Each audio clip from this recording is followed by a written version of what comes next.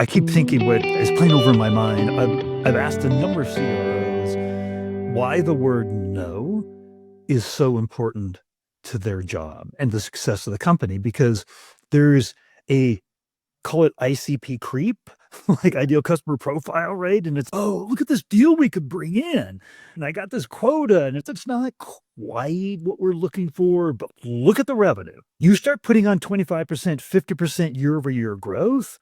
Guess what happens? That plan makes it down into the compensation structure for everybody in the sales department. And now they're looking to bring in revenue like there's no tomorrow. And so you're incentivizing by default activities that may be short-term gains, but if we bring those people in and we're not really set up and resourced to handle them, it's going to drain our resources. They're going to churn. It's going to ruin our NRR. We're going to be not just back to where we were, but we're going to be behind because we weren't chasing after the deals that were long-term sustainable growth.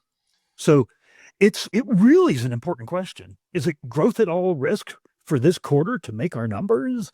Or is it really long-term sustainable growth and saying, hey, no, these are really the way that we're going to create a foundation? Most CEOs, most executive leadership teams, they're actually looking for the long-term sustainable growth.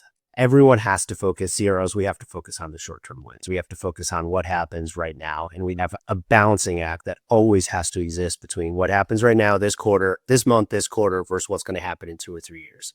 But getting that wrong doesn't just set you back to where you started. It sets you back 2 to 3 years on your forecast for the business. Because not only are you circling back to where you started, but things have changed. The organization has changed. The infrastructure, the operating systems, they've all changed. And you can't unspin that once it's spun. So now resetting all the operational procedures and the processes and rebuilding that trust, you're not a year behind on a bad year plan. You're 3 years behind on your 10-year plan.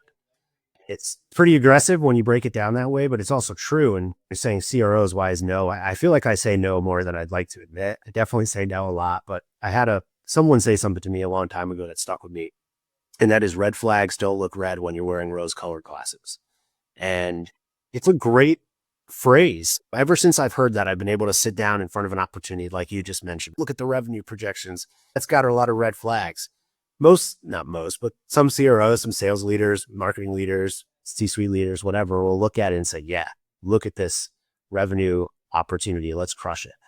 You're looking through rose-colored glasses. You're not seeing the red flags, or you're purposely not looking at them. That's a different conversation. For me, I've always been very keen to these red flags are stuff that we don't normally take on. So we're going to say no. Oh, but it's X millions of dollar potential. Sure.